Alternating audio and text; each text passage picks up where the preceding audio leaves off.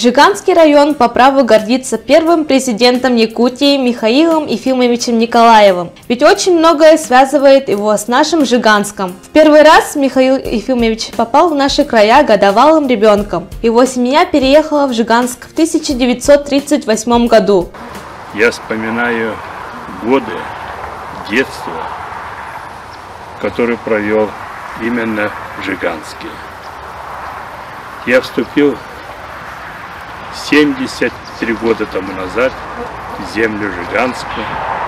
Родители, мать, отец и два брата.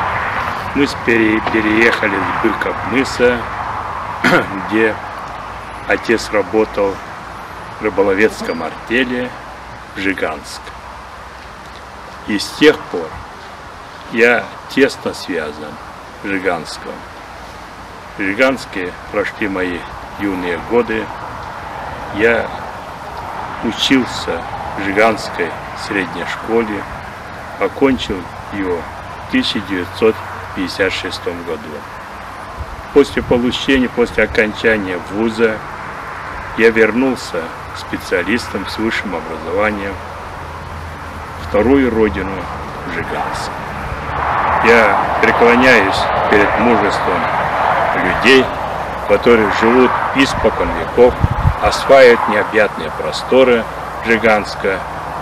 Жиганск по природе очень красивая, значит, душа людей, проживающих это, тоже красивая. Не унывайте, бывает в нашей истории и трудные годы, и подъемы, а впереди подъем. Долго живите, здравствуйте, любите друг друга и самое главное, берегите свой Жиганск. В 1944 году, после смерти отца, его мать с 4 детьми переехала обратно в Актемце. В 1953 году Михаил Ефимович вновь переехал в Жиганск, к работавшему тогда здесь брату Киму. С этого времени стал учиться в Жиганской средней школе.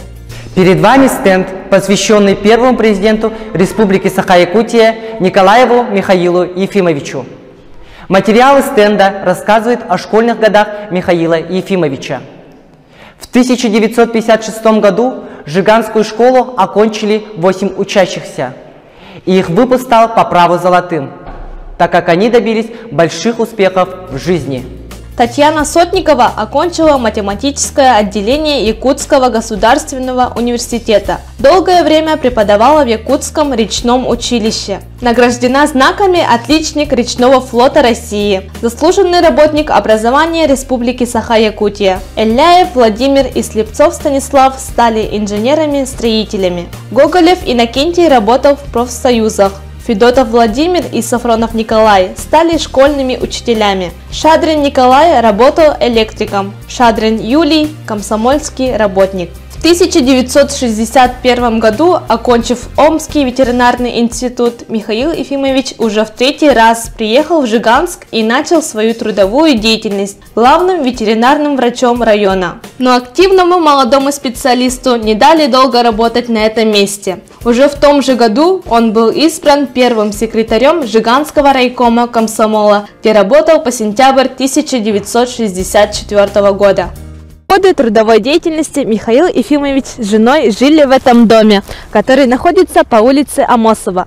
В Жиганске он проработал 3 года, далее перешел на руководящую работу республиканского масштаба. В Жиганской средней школе реализуются проекты «Рисуем все», «Музыка для всех» и «Шахматы для всех». Все эти проекты осуществлены по всей республике по инициативе Михаила Ефимовича Николаева. По этим проектам в школе проводятся различные конкурсы, соревнования и мероприятия. Эти проекты являются эффективным инструментом развития интеллектуального и творческого потенциала ребенка.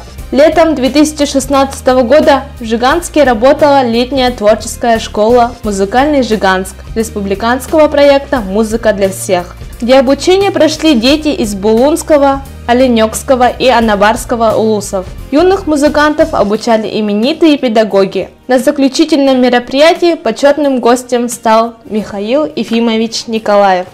Будучи президентом Якутии, Михаил Ефимович первым выдвинул идею цивилизованного севера как идею цивилизованного человека. На протяжении всего своего президентства он воплощал эту идею в жизнь, сохраняя традиции коренных народов. Он создавал новую, цивилизованную Арктику. Не было сферы общества, не затронутых вниманием и любовью Михаила Ефимовича. Это, безусловно, показывает и доказывает его любовь к Арктике. Для Михаила Ефимовича Жиганск является колыбелью детства и юности. Именно здесь началась его трудовая деятельность. В суровых условиях заполярного Жиганска пройдена школа комсомольского партийного организатора, что стало первой ступенькой в его общественно-политической карьере.